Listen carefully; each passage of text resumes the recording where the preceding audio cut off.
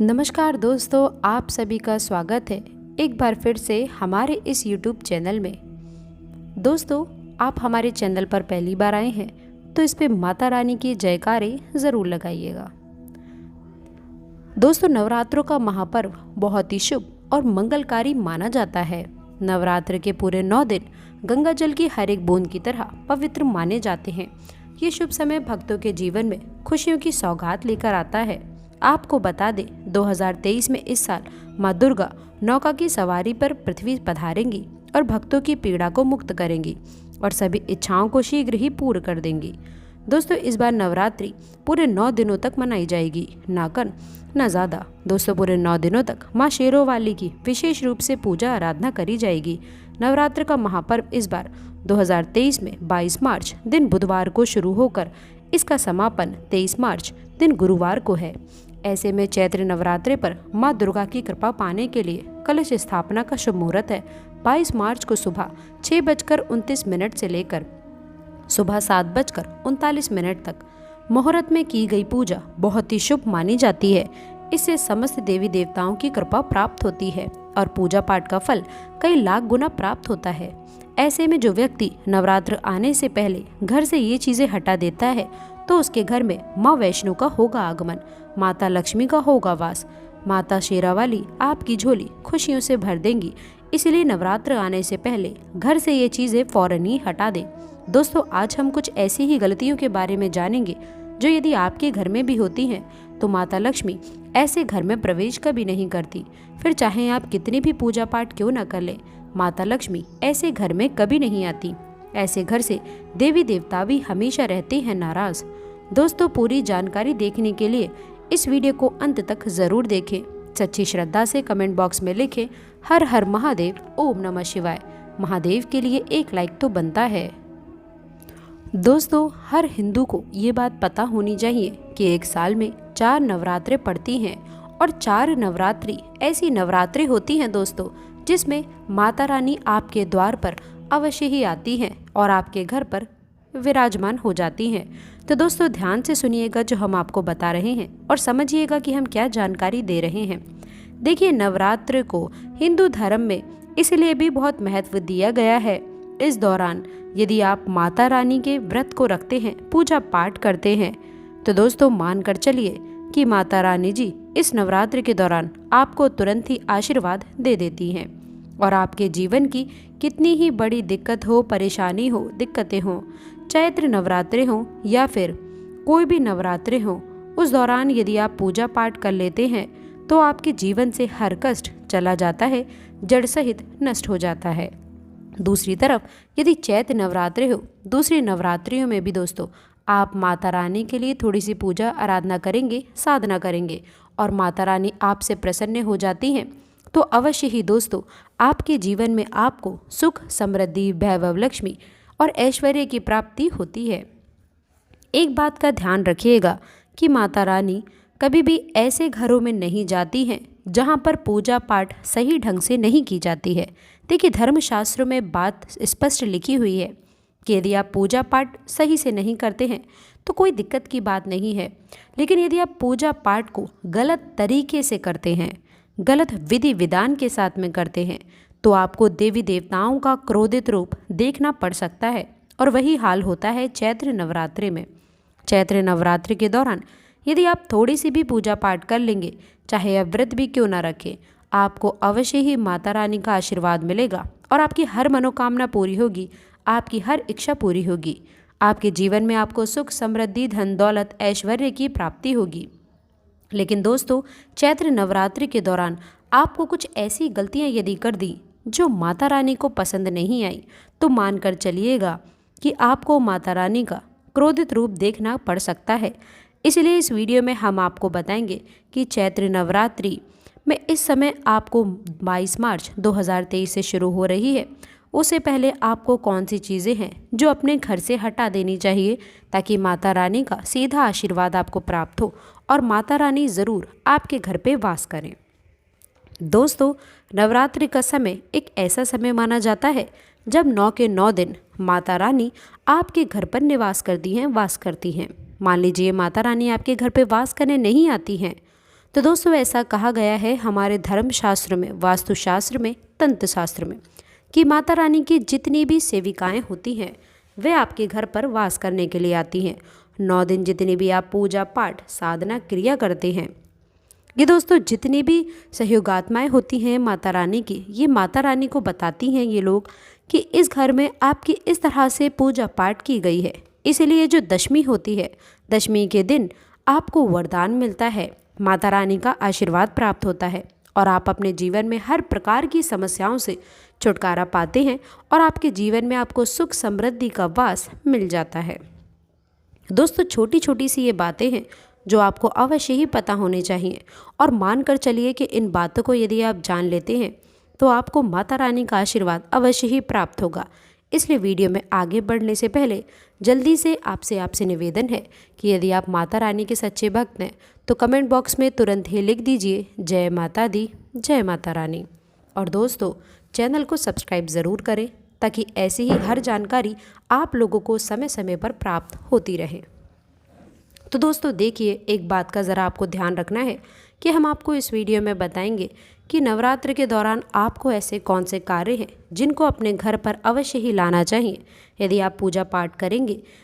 तो दोस्तों इन चीज़ों का इस्तेमाल आपको किस प्रकार करना चाहिए ताकि माता रानी उससे प्रसन्न हो सके। और फिर हम आपको बताएंगे कि इस चैत्र नवरात्र से पहले आपको अपने घर से वो कौन से ऐसे चीज़ें हैं, वो कौन सी ऐसी वस्तुएं जो हटा देनी चाहिए ताकि माता रानी आपसे रुष्ट ना हो। और माता रानी यदि आपके घर पर आती हैं, आपके द्वार पर आती हैं, तो वे कभी वापस ना लौटें और आपके घर पर हमेशा वास करें। तो इस वीडियो को ज़रा ध्यान से लास्ट तक, अंत तक देखिएगा। वीडियो में आगे बढ़ने से पहले निवेदन है कि अगर आपने वीडियो को लाइक नहीं किया है तो वीडियो को पक्के से लाइक करें। तो सबसे पहली चीज़ दोस्तों जो आपको घर पे अवश्य ही ले करके आनी है वह है घंटी। देखिए दोस्तों, माता रानी की पूजा के बारे में एक बात कही जाती है कि जब भी आप माता रानी की पूजा करें कभी भी मौन रह करके पूजा ना करें। माता रानी की जब भी आप पूजा करें तो उसमें आप लोगों को घंटी का इस्तेमाल अवश्य करना है, वरना इसे सफल नहीं माना जाता है। आपको ये करना है कि 9 के 9 दिन यदि आप शाम के वक्त पूजा कर रही हैं या दिन के वक्त भी पूजा कर रहे हैं, जैसे भी आप अपने इच्छा अनुसार पूजा कर रहे हैं, तो घंटी का इस्तेमाल अवश्य ही करिएगा और उसी घंटी का इस्तेमाल करिएगा जो नई घंटी आप लाए हो।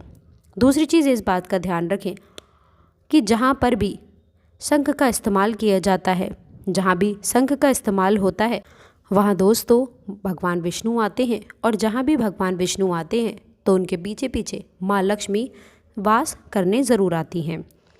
आपको काम ये करना है कि नवरात्र के दौरान एक शंख खरीद करके लेकर आना है और इसकी ध्वनि को आपको इस्तेमाल करना है। इसकी ध्वनि को यदि आप इस्तेमाल करते हैं तो नवरात्र के दौरान आपके नवतारे, आपके ग्रह नक्षत्र, आपके राहु केतु भी अच्छे हो जाएंगे। शंख का इस्तेमाल करने से भगवान विष्णु का आशीर्वाद तो मिलेगा ही मिलेगा आपको, माता रानी जी का भी असीम कृपा आपको प्राप्त होगी। माता लक्ष्मी की वो कृपा मिलेगी कि आपके जीवन से धन संबंधित जितनी भी दिक्कतें हैं वे हमेशा हमेशा के लिए समाप्त हो जाएंगी। तो इस बात का ज़रा ध्यान रखिएगा कि नवरात्र के दौरान आपको शंख का अवश्य ही प्रयोग करना होगा। शंख का यदि आप प्रयोग करते हैं तो माना जाता है कि आपके धन संबंधी जितनी भी दिक्कतें परेशानियां हैं वे जड़ से नष्ट हो जाती हैं। वह अपने जीवन में धन संबंधी जो भी निर्णय जो थे आपने लिए थे उससे आपको लाभ पहुंचेगा, फ़ायदा मिलेगा। दोस्तों तीसरा जो आता है, अब देखिए एक बात यह है कि आज का समय ऐसा चल गया है कि यदि आप सादा जीवन जी रहे हैं तो आपके शत्रु आपसे जलेंगे, आपको नुकसान पहुंचाने के बारे में भी सोचेंगे ही। तो दोस्तों नवरात्र के दौरान जहां पर भी आपने माता जी की चौकी लगाई है वहां पर एक त्रिशूल अवश्य ही स्थापित कर दीजिएगा। यदि आप नवरात्र के दौरान अपने घर पे त्रिशूल लेकर के आते हैं, नवरात्र के बाद इसी त्रिशूल को किसी भी मंदिर में दान कर देते हैं, तो मान के चलिए दोस्तों कि माता रानी का वो आशीर्वाद आपको मिलेगा कि एक तरफ आपके लाखों दुश्मन खड़े हों और अकेले आप एक तरफ खड़े हों, वो आपका बाल भी बांका नहीं कर पाएंगे। तो कहा जाता है कि नवरात्र के दौरान हमें माता रानी जी की चौकी पर एक नया त्रिशूल लेकर के आना चाहिए। और जब माता रानी का जिस दिन विसर्जन हो जाता है यानी कि 9वीं में दोस्तों, जैसे तो हम 10वीं भी करते हैं कुछ लोग, उसके बाद आप इच्छा अनुसार माता रानी के मंदिर में उस त्रिशूल को दान कर दीजिएगा। कहा जाता है कि यहाँ पर माता रानी जी का वो आशीर्वाद आपको मिलता है कि जो आपके शत्रु आपको नुकसान पहुँचाना चाहते हैं वे आपकी तरफ आँख उठाते भी नहीं हैं, आपके सामने घुटने टेक देते हैं। दोस्तों, अभी तक हमने आपको वह चीज़ें बताई हैं जो आपको अवश्य ही लेकर आनी चाहिए। अब चौथी चीज़ है कि नवरात्र के दौरान आपको गंगा जल हमेशा अपने घर पे भर करके रखना है। हमेशा अपने घर में गंगा जल ज़रूर रखिएगा, क्योंकि माता रानी जी की पूजा से पहले आपको गंगा जल का छिड़काव चौकी के पास में करना होगा, घर में करना होगा। इससे घर में पवित्रता आती है। मान लीजिए कि आप और भी ज़्यादा पवित्रताओं का ध्यान रखते हैं तो गौमूत्र ला सकते हैं। गौमूत्र का छिड़काव पूरे घर में आप कर सकते हैं, इससे घर में शुद्धि बनी रहेगी। दोस्तों, ये गौमूत्र हमारे हिंदू धर्म में बड़ा ही आवश्यक माना गया है। तो गौमूत्र और गंगा जल का छिड़काव यदि पूरे नवरात्रि भर आप घर पर करते हैं तो ये बहुत ही ज़्यादा शुभ है, बहुत ही कल्याणकारी है। इससे आपके घर की जो बरकत रुक गई थी, घर की बरकत भी होगी इस चैत्र नवरात्रि में और घर की उन्नति भी बढ़ेगी। आपके घर में जो लोग रोगी हैं, जिनको बीमारी लगी हुई है, वे रोग मुक्त हो जाएंगे और दोस्तों आगे अपने जीवन में उन्नति करेंगे। अब आपको हम बताते हैं कि चैत्र नवरात्र के दौरान आपको किन चीज़ों को अपने घर से तुरंत ही हटा देना चाहिए। देखिए, चैत्र नवरात्रि 22 मार्च 2023 से शुरू हो रही है। इससे पहले आपको इस चीज़ का ध्यान रखना है कि यदि आप अंडा वगैरह खाते हैं तो दोस्तों जो अंडे की ट्रे होती है उसको हटा दीजिए। घर से अंडे को हटा दीजिए, जहाँ भी अंडे वगैरह हो वो हटा दीजिए और वहाँ गंगा जल का छिड़काव करिए व गौमूत्र का छिड़काव भी करिए। यदि आप चैत्र नवरात्र के दौरान आपके घर पे अंडा वगैरह बनता है, भले ही आप व्रत रख रहे हैं घर का आपका कोई भी मेंबर, और यदि आप अंडा बना रहे हैं तो पूजा संपन्न नहीं मानी जाएगी।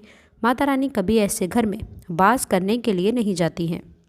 दूसरी चीज़ है, बहुत से लोग दोस्तों नवरात्रों के दौरान अपने घर पे शराब की बॉटल्स वगैरह रखते हैं। बहुत ध्यान दीजिएगा दोस्तों कि चैत्र नवरात्रि हो या फिर कोई भी नवरात्रि हो, घर में कभी भी शराब वगैरह नवरात्र के दौरान नहीं होना चाहिए। भले ही आप व्रत ना रखें, भले ही पूजा पाठ ना करें, लेकिन आप कृपा करके दारू की बॉटल्स अपने घर पे ना रखें, वरना ये मानकर चलिए कि आपको कई प्रकार के दोषों का सामना करना पड़ सकता है। तीसरी चीज़, यदि आपके घर में ऐसी कोई घड़ी है जो बंद है या फिर ख़राब हो गई है तो या तो उसको फेंक दीजिए या उसको सेल डाल करके चालू कर लीजिए। बंद घड़ी नवरात्र के दौरान घर में नहीं आनी चाहिए। चौथी चीज़ है कि घर में जितनी भी गंदगी है, जैसे कि जाला और कूड़ा कबाड़ा, इन सबको पूरी तरह से हटा दीजिए। पूरे घर की सफाई कर दीजिए। चैत्र नवरात्रि से पहले दोस्तों गंगा जल से छिड़काव कर दीजिए पूरे घर का, गौमूत्र से छिड़काव कर दीजिए और पूरे चैत्र नवरात्रि में आपको गंगा जल का छिड़काव करते रहना है। तो कुछ ऐसी बातें हैं जो जानना बेहद ही ज़रूरी हैं। इसलिए दोस्तों आपको बस हाथ जोड़कर निवेदन करते हैं कि अभी तक आपने वीडियो को लाइक नहीं किया है तो प्लीज़ वीडियो को लाइक कर दीजिएगा और कमेंट बॉक्स में जय माता दी के जयकारे ज़रूर लगाइएगा। तो दोस्तों आशा करते हैं कि वीडियो में दी गई जानकारी आपको पसंद आई होगी। वीडियो अच्छी लगी हो तो वीडियो को लाइक करिएगा, अपने दोस्त के साथ शेयर करिएगा। अगर आपने अभी तक चैनल को सब्सक्राइब नहीं किया है तो प्लीज़ चैनल को सब्सक्राइब करके बेल आइकन ज़रूर दबाइएगा, ताकि ऐसी ही ज्ञानवर्धक वीडियो आपको सबसे पहले मिले। मिलते हैं अगली वीडियो में, तब तक के लिए गुड बाय और अंत तक जुड़े रहने के लिए आप सभी का बहुत बहुत धन्यवाद।